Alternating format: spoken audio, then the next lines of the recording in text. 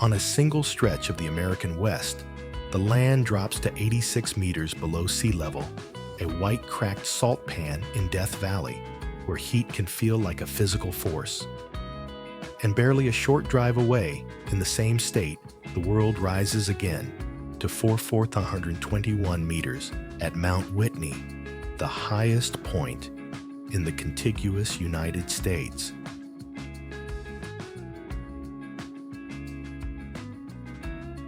How can the lowest and highest extremes sit like neighbors only about 85 miles apart?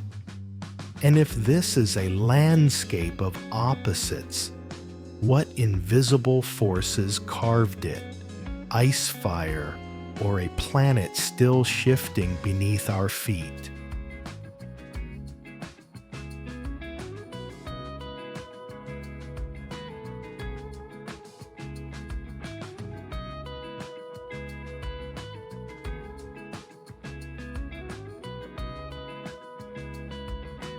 The western United States is not a single landscape. It is a collage of landscapes stitched together by forces that rarely sit still.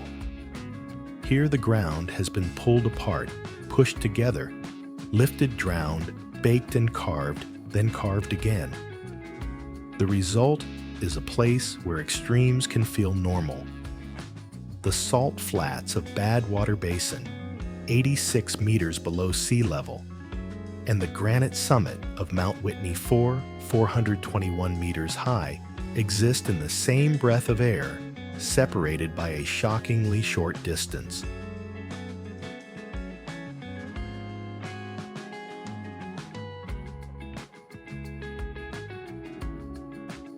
To understand why the West looks the way it does, the story begins with motion, slow, relentless, almost invisible, until it isn't. Along California, the San Andreas Fault marks a major boundary where pieces of Earth's crust slide past one another. Over millions of years, this sideways grind has rearranged entire blocks of terrain. The U.S. Geological Survey even points to a measured long-term shift of about 1.5 µ per year, using displaced volcanic rocks as evidence.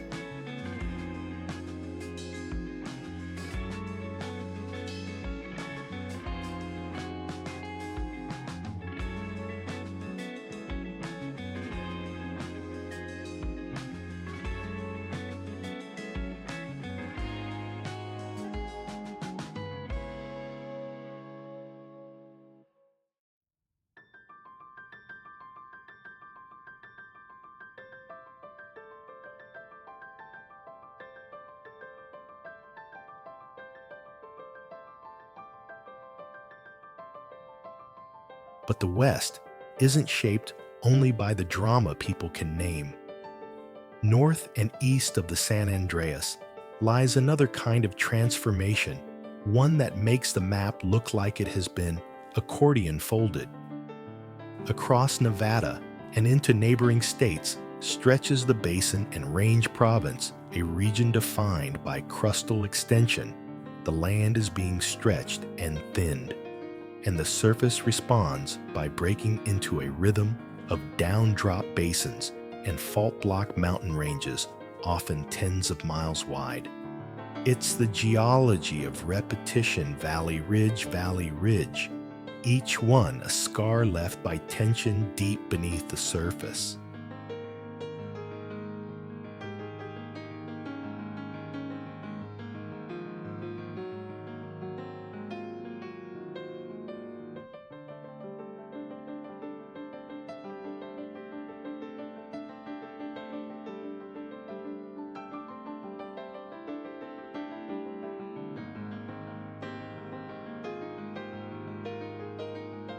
Then, as if the West needed another personality, it offers a different kind of stability, an elevated table of rock that refuses to crumble quietly. The Colorado Plateau stands like a vast stage of layered stone, and at its edge, the curtain falls into the Grand Canyon, a corridor of time. The National Park Service describes the canyon as a mile deep, and the park spans 278 miles of the Colorado River, and surrounding uplands, an immense cut where erosion has turned geology into readable history.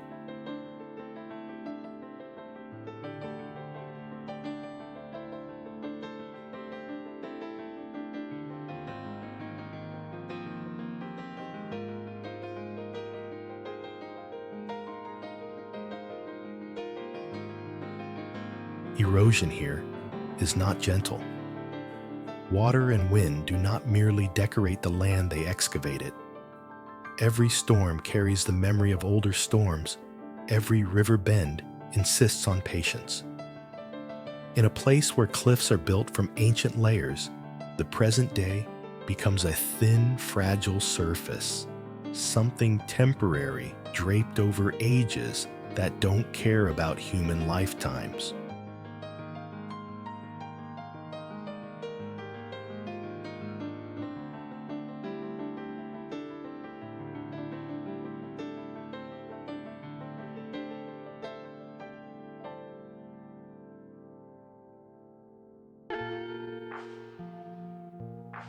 And just when the West begins to feel explained, it adds one more chapter to the coastline that looks calm until it remembers what it is capable of.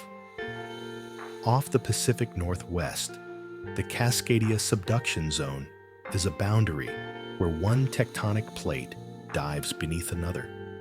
Most of the time, it is quiet. But quiet is not the same as safe. The U.S. Geological Survey documents the 1700 Cascadia earthquake, estimated around magnitude 9.0, as one of the largest in North American history, pieced together from coastal evidence tree rings and indigenous oral histories.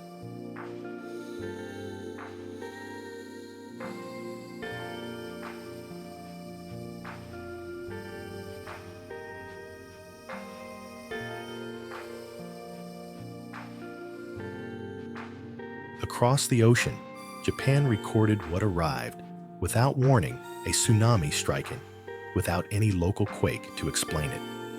Noé's account describes this orphan tsunami reaching Japan just before midnight on January 27, 1700, pointing back to a massive source on the other side of the Pacific. It's a chilling idea, an earthquake so powerful that its signature crossed an ocean, leaving clues in a country that never felt the ground move.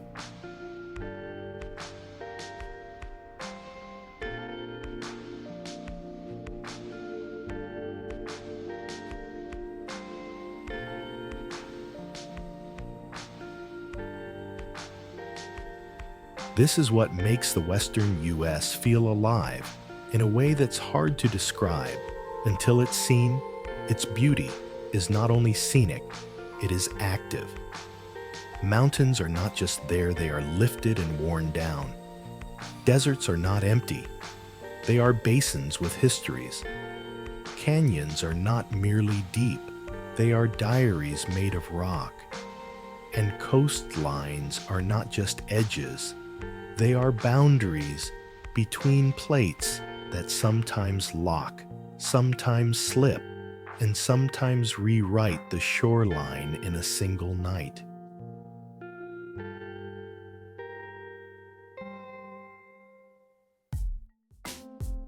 So the question that hangs over this region is never just, what is the West? It becomes something more unsettling and more honest if the ground is still changing slowly on some days, violently on others. What does it even mean for anything here to be permanent?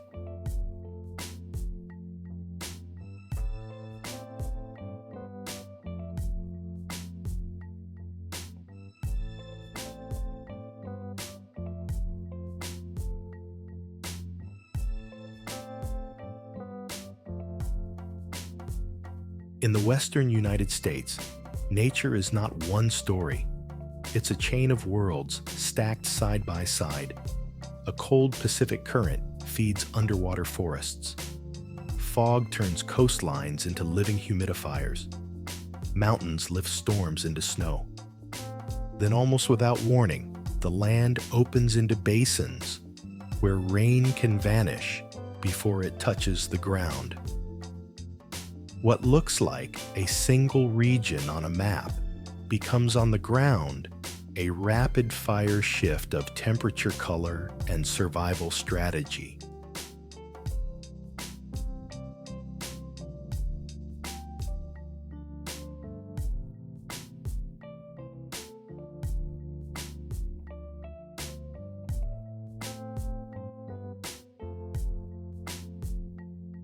Along the Pacific edge, life begins in motion. Kelp forests rise from rocky seafloors like submerged cathedrals, long blades reaching for sunlight, swaying in slow ocean breath. NOAA describes these kelp towers as habitat that provides food shelter and protection for an extraordinary range of species: sea otters, seals, sea lions, fish, invertebrates, birds, and more.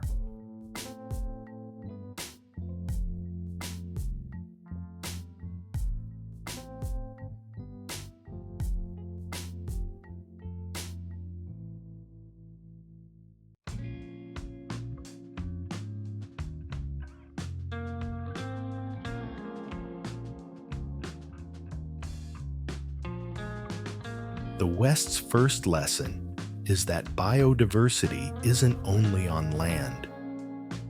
It is underwater, and it is loud with invisible movement currents, temperature shifts, predator-prey balance. When kelp thins, the whole coastline can feel the absence like a missing organ.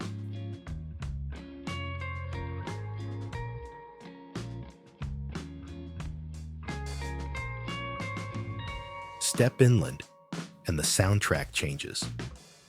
Fog-laced air cools the redwood coast, where living columns rise higher than architecture. The tallest known living tree, a coast redwood nicknamed Hyperion, has been recorded at about 116 meters a number.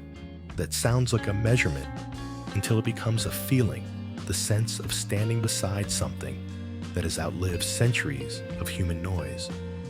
Redwood ecosystems are not just about height.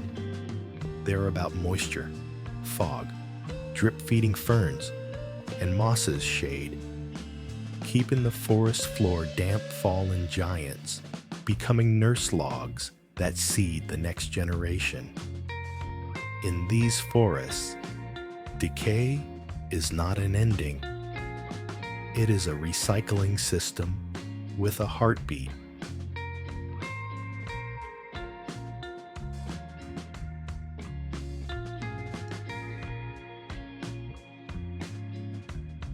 And yet the West rarely allows any one mood to last. Climb toward higher elevations, and the forest thins into conifers built for cold. Storms that arrive as rain at sea level turn into snow as they rise. Watersheds are born here in silence, meltwater threading down granite, gathering into rivers that will become lifelines for valleys far away. How many people downstream ever think about the fact that their water begins as a quiet seasonal promise in the mountains?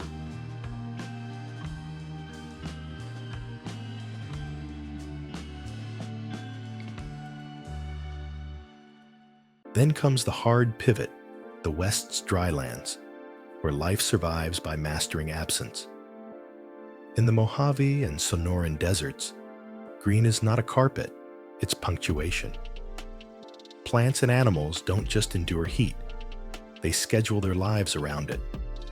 Some bloom fast after rare rains, compressing an entire season into days. Others, like desert shrubs, conserve water with waxy leaves and deep roots. Reptiles time their movements to the cooler edges of morning and evening. Mammals burrow and wait. The desert teaches a different kind of intelligence, the wisdom of not wasting motion.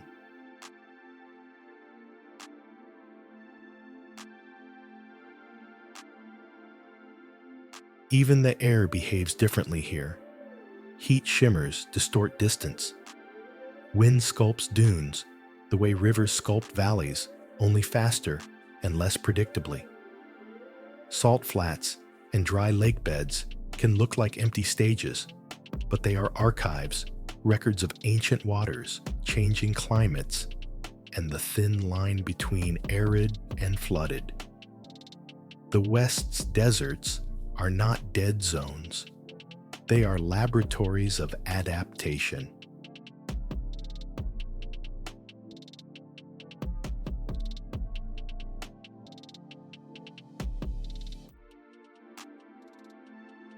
Move into the canyonlands and plateaus, and the ecosystem becomes architectural. On the Colorado Plateau, life is arranged around ledges, shade, and scarce streams. Pinon juniper woodlands cling to rocky soils. Cottonwoods gather where water still has the power to pause. In the cracks of sandstone, small plants survive in tiny pockets of moisture, protected from sun and wind by mere inches of geometry.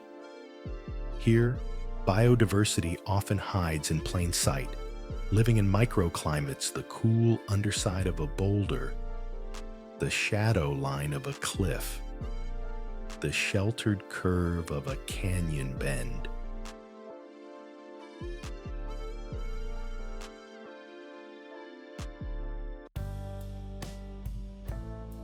The sky adds another layer to the story.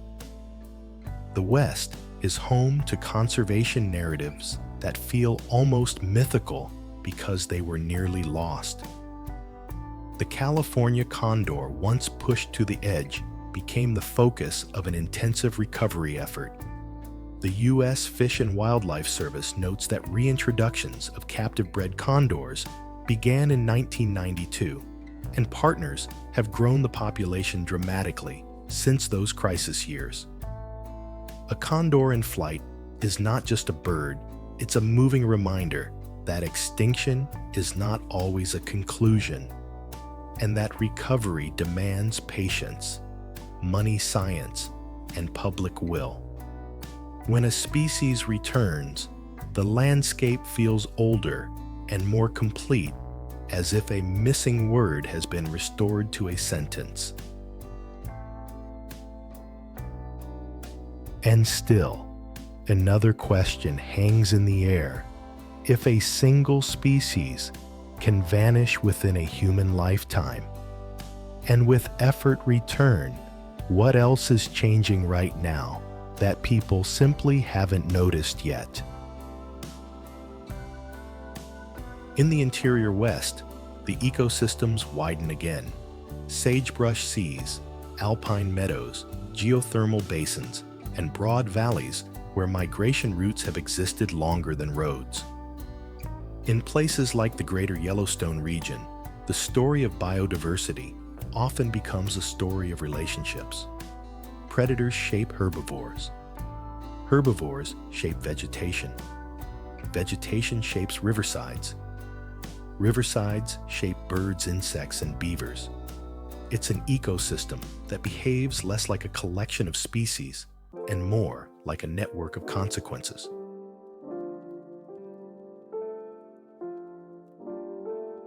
That's why the return of gray wolves to Yellowstone in the mid-1990s became so symbolically powerful. The National Park Service documents the relocation of 31 gray wolves from Western Canada in 1995-1996, a management decision that still echoes across science, politics, and public imagination. For many viewers, wolves represent the idea of a trophic cascade predators restoring balance by changing both prey numbers and prey behavior.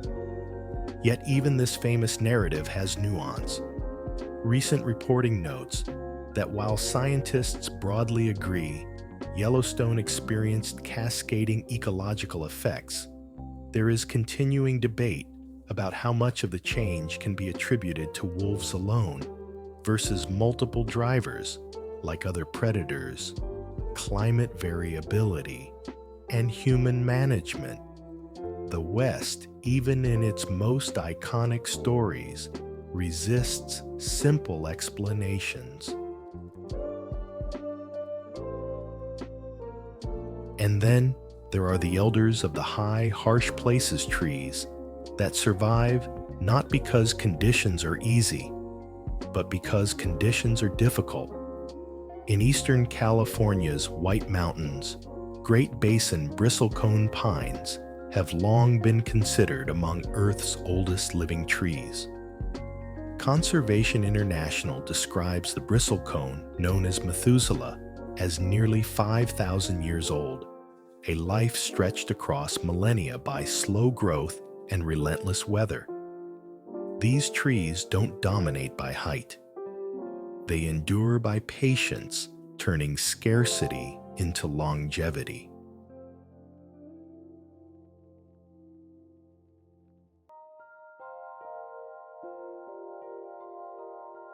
So the western U.S. becomes a living spectrum: kelp forests and tide pools at the edge of the continent, redwood cathedrals in the fog, alpine watersheds in the mountains, deserts that function like clocks, canyonlands built on shade and geometry, and interior ecosystems where a single missing predator can ripple outward for decades.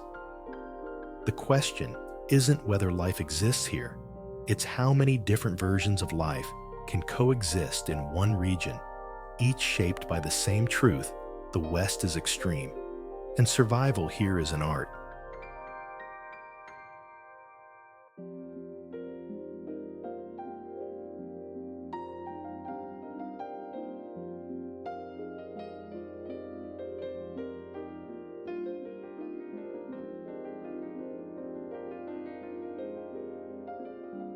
Long before the highways, the national park signs, and the postcard names the Western United States was already a lived-in world, mapped not with ink, but with memory. Rivers were not features. They were routes. Mountain passes were not scenic. They were decisions, danger or survival. And deserts were never empty. They were places where knowledge had to be sharper because mistakes were punished faster.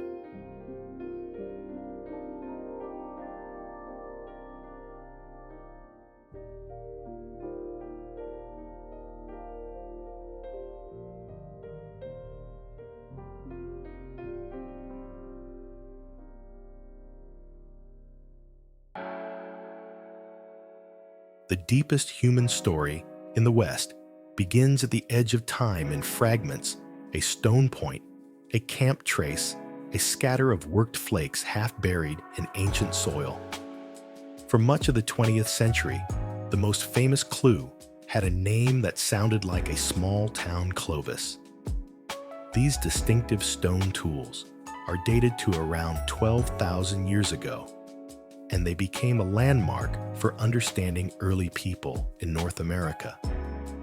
But even that story carries an asterisk. Archaeologists and researchers have argued for decades that people may have been present before Clovis, and debates over timelines are still part of the scientific conversation.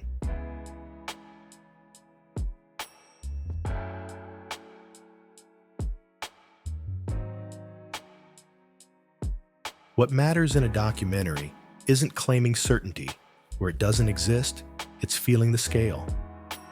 12,000 years is not a long time in a casual sense. It is a span wide enough for glaciers to retreat, lakes to appear, and vanished forests to shift coastlines to redraw. The western U.S.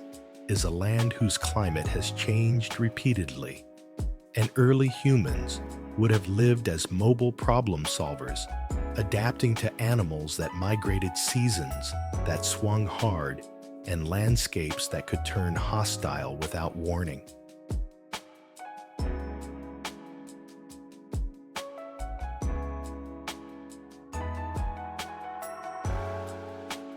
One recent scientific report illustrates the harsh efficiency of Ice Age survival. A Reuters summary of research into a Clovis-era child's remains suggests a diet shaped heavily around large animals' megafauna, highlighting both the skill and the danger of that era's hunting life. It's a reminder that prehistory isn't myth. It is a chain of real decisions made by real people in environments that demanded everything.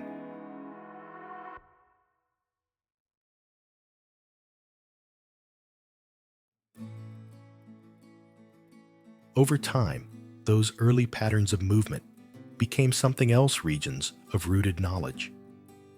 The West is enormous, and human cultures here did not form as one uniform identity. They formed as countless local answers to the same question: how does a community belong to a place that can be extreme?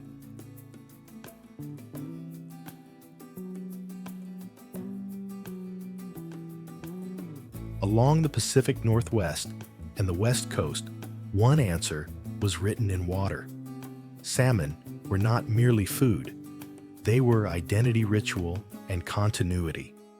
No AA describes salmon as one of the first foods for tribes along the West Coast and notes their essential role in tribal culture and spiritual ceremonies honored through songs, artwork, and legends. In a landscape where seasons can be unpredictable, a returning salmon run is more than a natural event. It's a calendar. It's a promise. It's also a responsibility stewardship practiced across generations.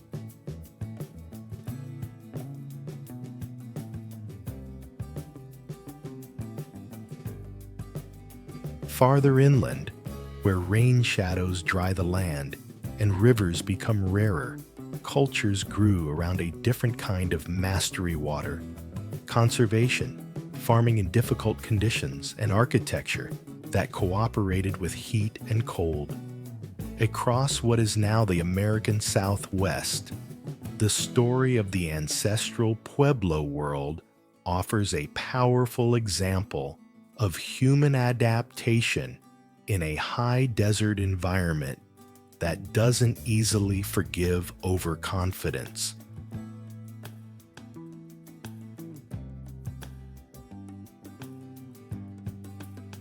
In the canyon country of northwest New Mexico, Chaco Canyon became a thriving regional center for ancestral Pueblo people from about 850 to 1250 CE. According to the National Park Service, an improbable concentration of monumental construction community and connection in a place with marginal rainfall and harsh winters. UNESCO describes Chaco as a network of sites preserving elements of a vast pre-Columbian cultural complex that dominated much of the Southwest from the mid-9th to early 13th centuries.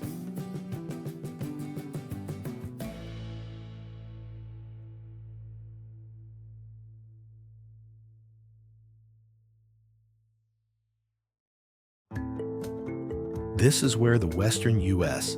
begins to feel like more than scenery. It becomes a memory palace stone and sky aligned with seasons trade routes that connected distant communities and a social world that required organization planning and shared meaning. If the West today is celebrated for its wide open spaces, what does it mean to realize those spaces were once stitched together by human relationships and responsibilities?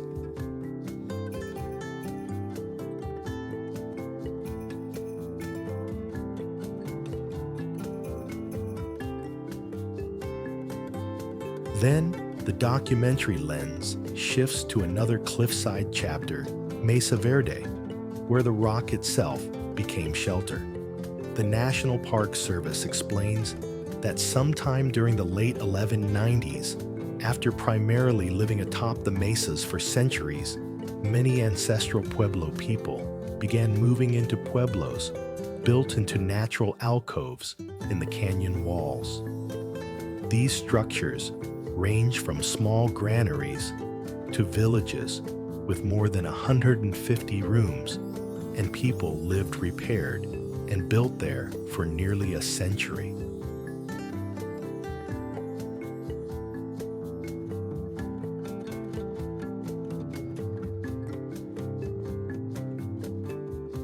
It's a striking image, homes tucked into stone, like nests protected from wind heat and winter. The cliff dwellings are famous today because they're visible, because stone survives. But what's harder to see is the daily life that once filled those rooms, the sound of grinding corn children, learning where shade falls at different times of day, the quiet calculation of how far water must be carried, how long stored food must last, how a community stays intact when weather turns against it.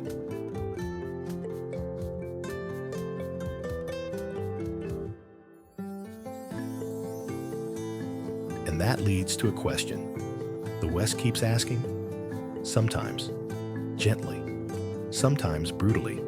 What happens when the land changes faster than tradition can adapt? Drought, resource pressure, and shifting social conditions shaped migrations and transformations across the region. The documentary voice does not need to reduce these changes to a single cause. It only needs to show the truth that human history here is not static. It is a long sequence of resilience and sometimes of leaving.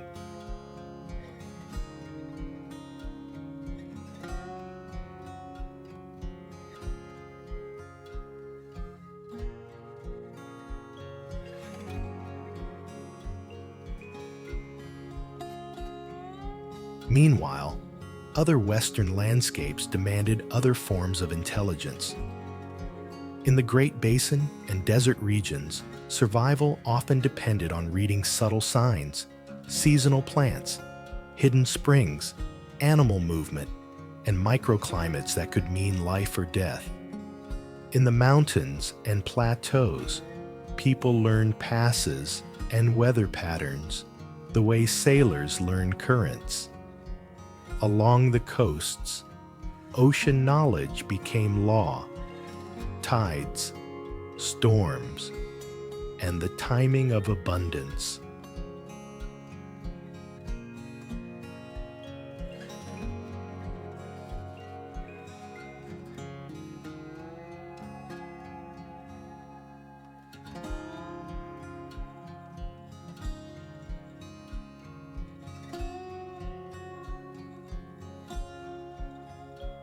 So the Western U.S. becomes a mosaic of early human worlds, coastal communities built around salmon and ceremony-high desert societies, building in stone and coordinating across distance cliffside architecture shaped by climate and mobile traditions shaped by scarcity. The diversity of this region is not just ecological, it is cultural, and it has always been that way.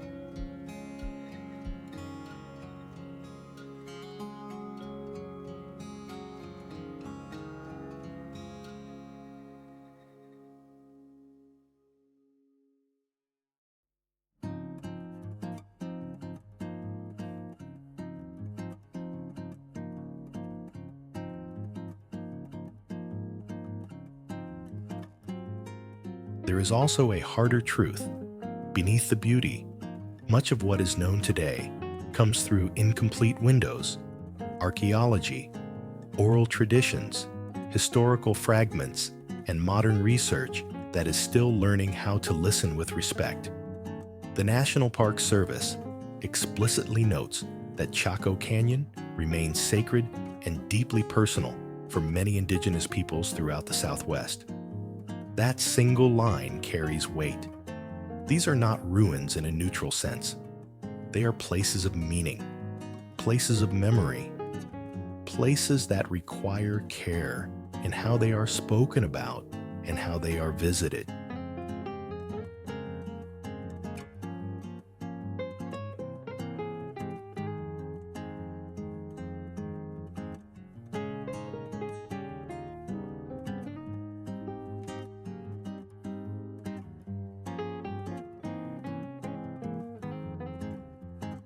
And if the West is a region still shaped by tectonics, by faults, eruptions, erosion, then the human story is shaped by something equally powerful: continuity under pressure. How does a community keep a language alive when borders are drawn across homelands?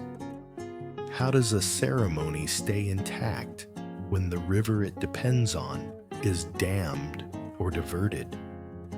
How does a sacred place survive when it becomes a tourist destination?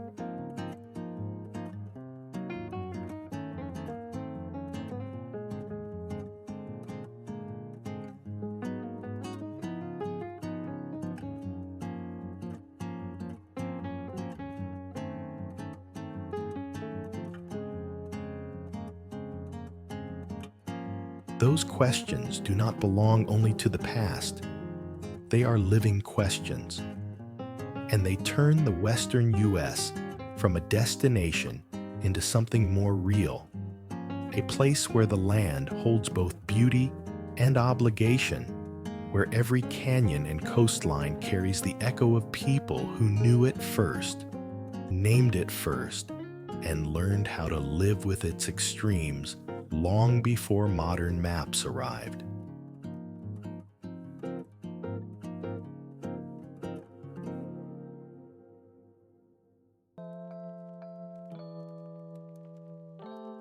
In the western United States, history often arrives like a second landscape laid over the first roads, on top of trails, towns on top of camps, rail lines cutting through valleys that once felt unreachable. And yet, the earliest outside arrivals didn't come because the West looked beautiful on a postcard. They came because the coastline promised trade, the interior promised resources, and the map still had too many blank spaces.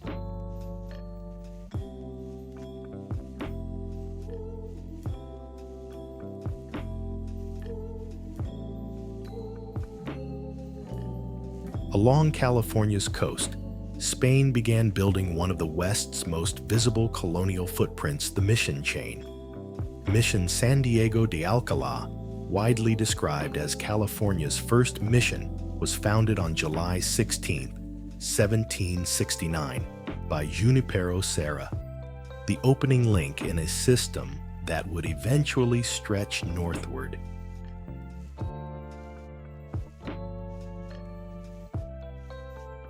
Over time, the Spanish established 21 missions between 1769 and 1823, attempting to colonize Alta California and reshape indigenous life around new religious, political, and economic systems. The mission story is not a simple tale of building. It is also a story of disruption of land labor and power being reorganized under empire. The West's history begins in many places with that tension. What is gained for one group often becomes loss for another.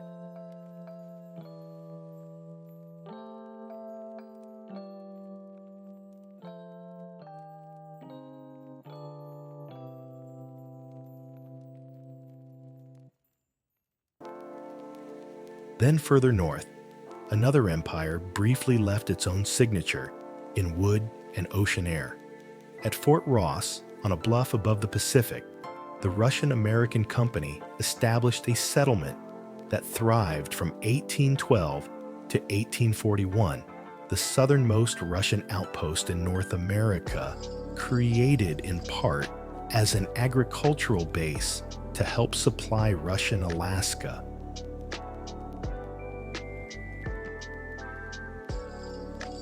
For the documentary lens, Fort Ross is valuable not just because it is rare, but because it reveals something about the West that still feels true. This region was never a single straight line of destiny. It was contested space, multiple powers, multiple languages, multiple visions of what the land should become.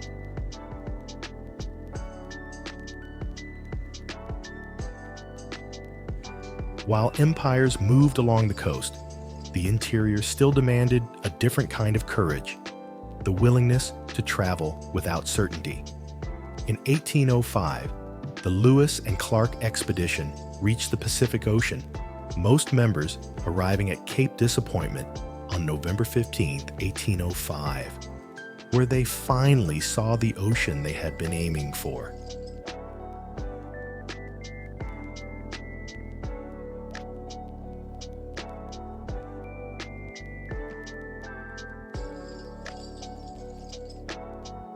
In a Western story, that moment can be filmed as triumph, but it is also exhaustion calculation and dependence on knowledge that did not originate with the expedition. The West was not empty, and the routes through it were not obvious. The land required guidance, relationships, and adaptation.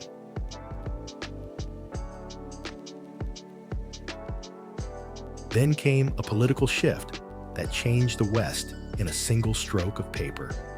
The Treaty of Guadalupe Hidalgo, signed on February 2, 1848, ended the U.S.-Mexico War and transferred vast territories, including much of what is now California, Nevada, Utah, Arizona, and New Mexico, into U.S. control. It is difficult to overstate how quickly borders can transform lives. A place can wake up under one flag and fall asleep under another. And when borders shift, so do the rules of ownership, the meaning of citizenship, and the pressure placed on land.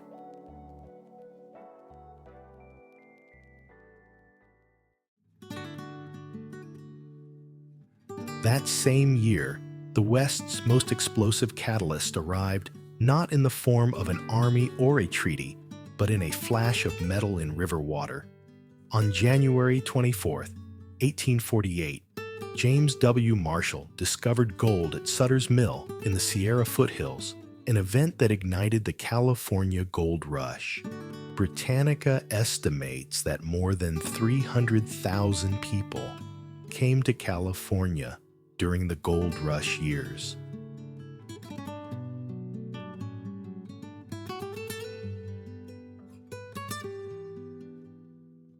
This is where the West's tempo changes. The story accelerates. The West becomes not only a place people travel through, but a place they storm toward, because gold turns distance into a dare. Ships arrive, trails flood, camps become towns almost overnight, and suddenly, the landscape is not just geological drama, it is human drama, ambition, fear, improvisation, and violence, all moving faster than law can keep up. Within 2 years, California's identity shifted again. California became the 31st state on September 9, 1850, entering the Union with stunning speed compared to the usual territorial process. A documentary can show this as a moment of arrival, but it also raises a darker question. When a place changes that quickly, who gets left behind? Who gets pushed out? And who pays the hidden costs of the rush?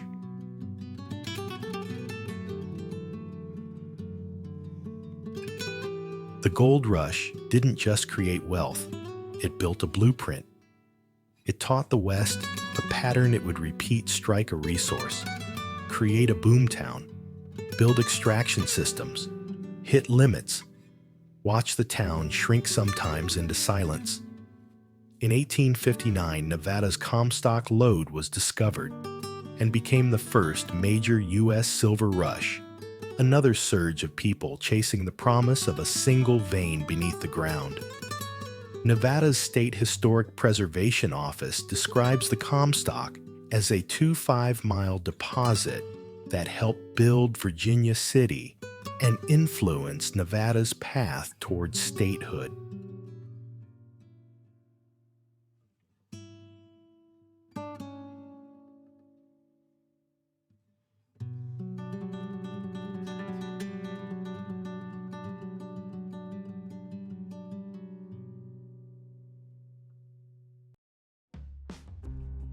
Here, a representative Western town can be framed not as a cute historic stop, but as a machine built for one purpose: mining. Virginia City's architecture, in the popular imagination, becomes wooden sidewalks, saloons, false front storefronts, and steep streets packed into harsh terrain.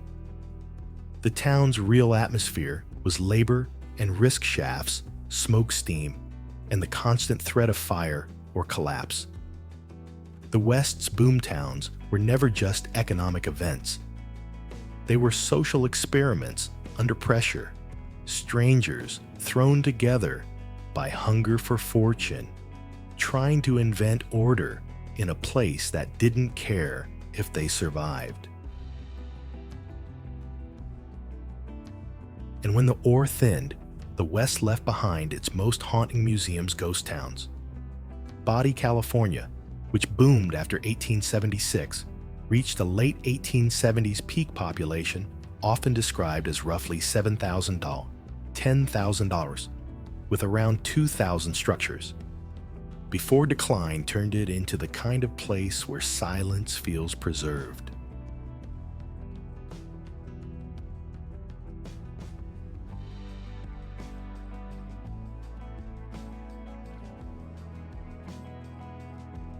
Ghost towns matter in this documentary, not because they're spooky, but because they reveal the West's bargain.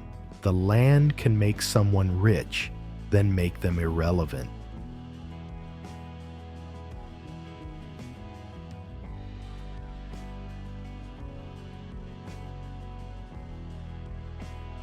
Yet the West did not remain a set of isolated rushes forever. To truly develop it needed connection, and connection arrived on steel. On May 10, 1869, at Promontory Summit, in what was then Utah Territory, the ceremonial last spike marked completion of a first transcontinental railroad link between the Union Pacific and Central Pacific.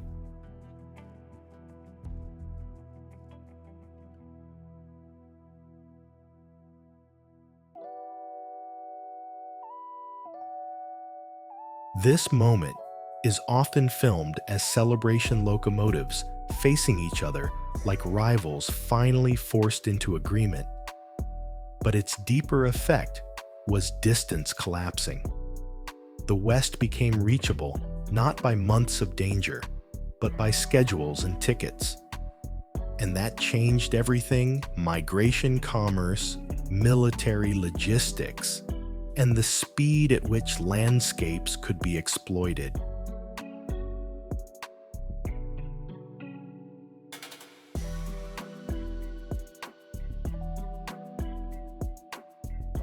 With railroads came new industries on a massive scale.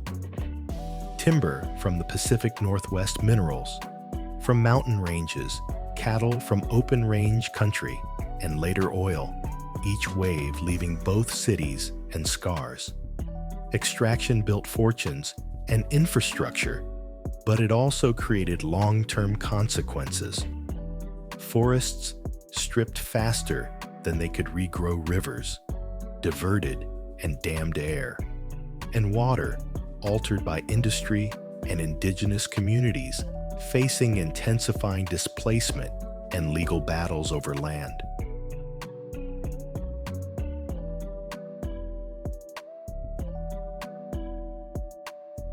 So the West's development is not a clean upward line. It is a loop of expansion and reckoning. It is a place where the same forces that built iconic cities also produced emptiness, abandoned camps, fenced-off mines, and valleys where water was promised to too many people at once.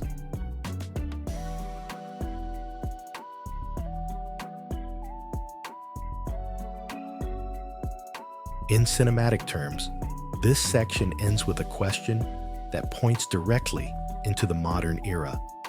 If the West was built by movement, mission settlements, gold rushes, railroads, what happens when the next great movement isn't people chasing resources, but resources disappearing? And when the West's oldest limit returns water, who gets to stay? And what must change?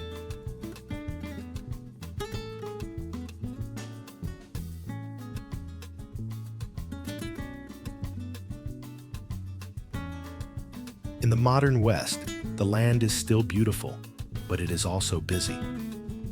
The same roads that once led prospectors toward gold now funnel millions of visitors toward viewpoints, trailheads, and photo-perfect horizons. The National Park Service reported a record 331.9 million recreation visits in 2024, a scale of popularity that turns wilderness into logistics traffic lines at sunrise, crowded boardwalks near fragile geothermal ground, and rangers trying to protect both people and places with limited time and staffing.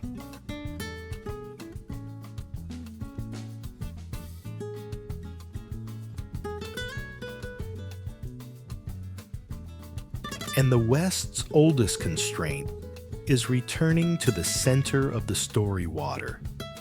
The Colorado River system, once treated as a guaranteed engine for cities, farms, and hydropower, has been strained by long-term drought and demand. A Congressional Research Service report notes that reclamation declared a Tier 1 shortage for 2022 and implemented shortage conditions in 2023 and 2024 as reservoir storage fell near historically low levels.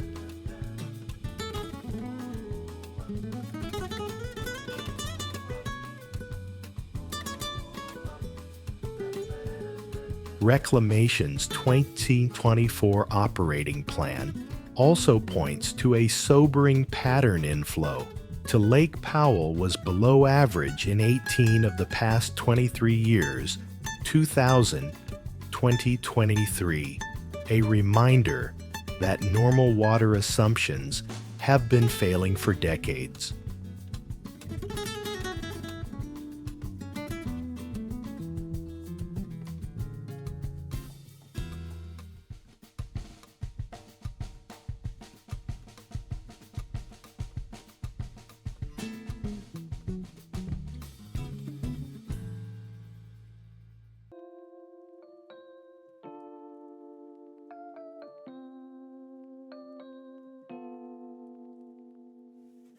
In this new reality, the West's iconic road trip promise, just keep driving, there's always more, meets a limit that can't be paved over.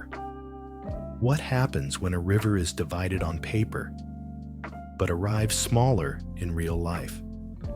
What happens to a desert city when the reservoir behind it becomes a monthly headline instead of a background certainty?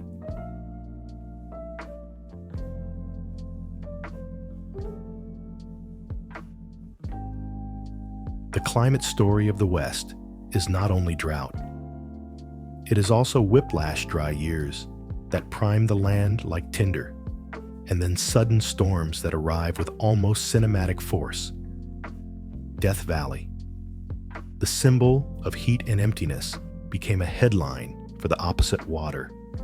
The National Park Service described how an atmospheric river in February 2024 brought heavy rain and even enhanced the temporary lake at Badwater Basin a rare transformation that makes the driest place feel briefly aquatic.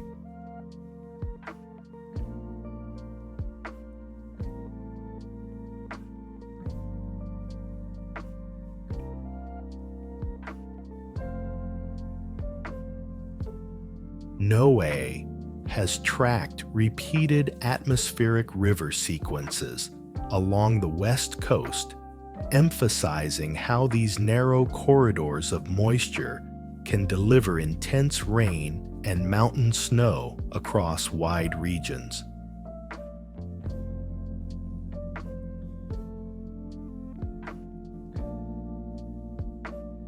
Then comes fire, the West's most feared season, and for many communities, a recurring trauma.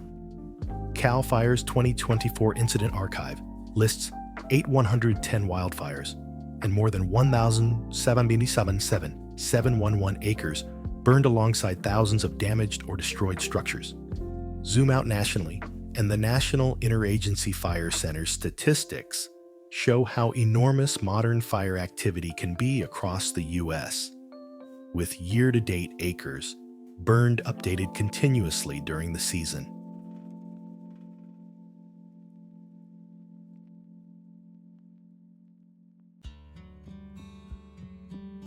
In documentary terms, wildfire is not just a disaster montage. It is a before and after story, burn scars that later turn into flood hazards, smoky summers that reshape tourism, and families who learn evacuation routes the way other places learn school drop-offs.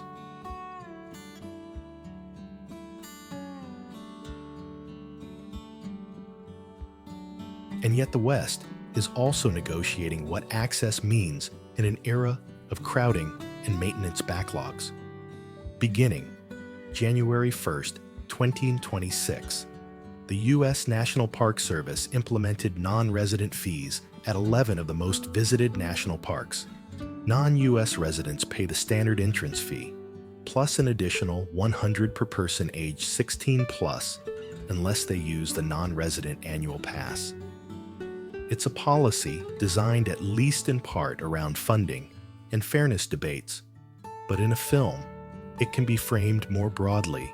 The West has become so desired that even the act of entering it is now part of a national conversation.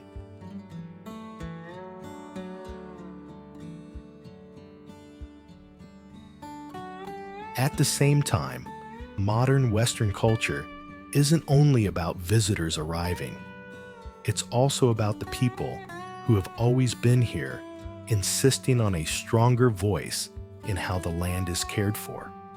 Bears Ears National Monument has become one of the most visible examples. A cooperative agreement formalized a partnership between federal agencies and the 5 tribes of the Bears Ears Commission, emphasizing tribal expertise and traditional perspectives in management.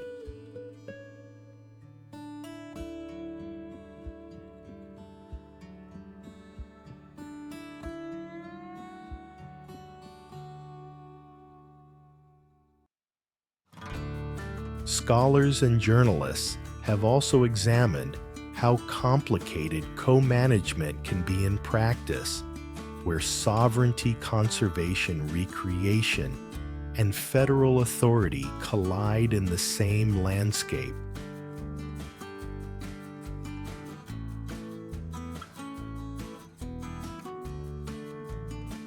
This is the West's modern paradox. It is a place celebrated for freedom and open space, yet it increasingly requires rules, restraint, and relationship to survive its own popularity. A trail can be a doorway to wonder or a scar of erosion. A viewpoint can be an education or a crowd that pushes wildlife farther from the road. A river can be a lifeline or a negotiation that never ends.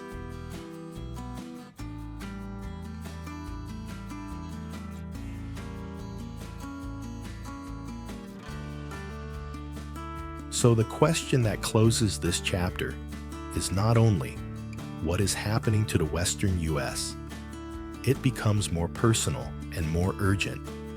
Can a region built on abundance of space, of resources, of possibility, learn to live within limits without losing its soul? And if the land is still changing, if water still shrinks and storms still surge, what does it mean to belong to a place that demands adaptation from everyone who touches it?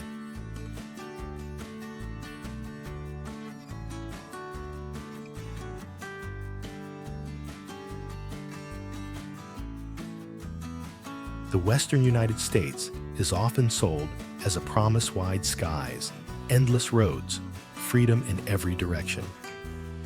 But underneath the romance, this region is something more demanding and more honest. It is a living system built on motion fault lines that remind cities they sit on borrowed stability rivers that refuse to match the expectations written into old agreements. Forests that can grow for centuries and burn in a single season. Deserts that look empty until a rare storm turns them into mirrors.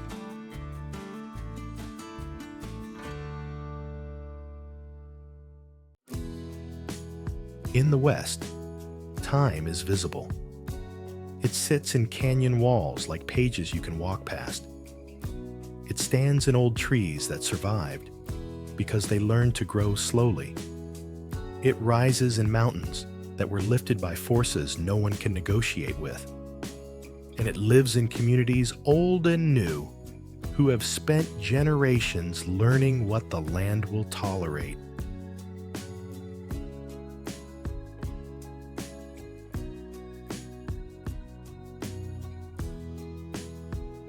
That is why the West can't be consumed like scenery. It can only be understood as a relationship.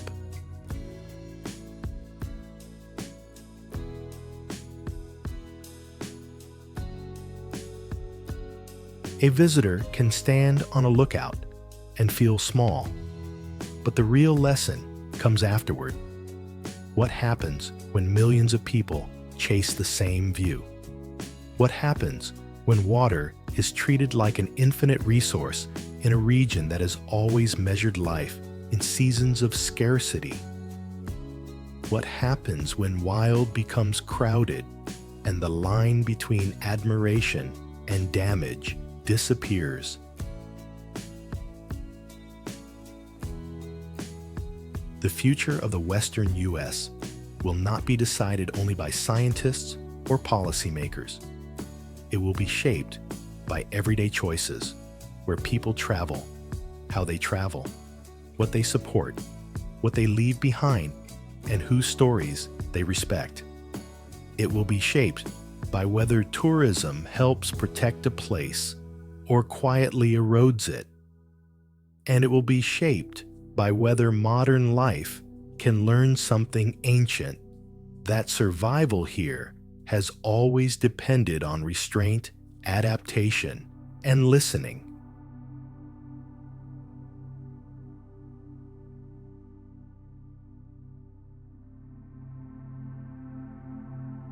So let this region be more than a backdrop. Let it be a reminder that beauty can be fragile, that landscapes are not static, and that the most powerful places on earth often ask something back from the people who enter them.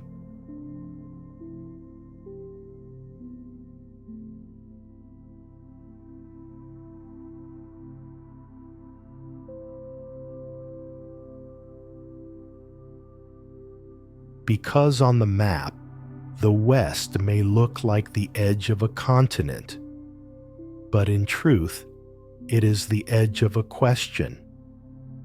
If the land is still changing beneath our feet, what kind of future are we choosing to build on top of it?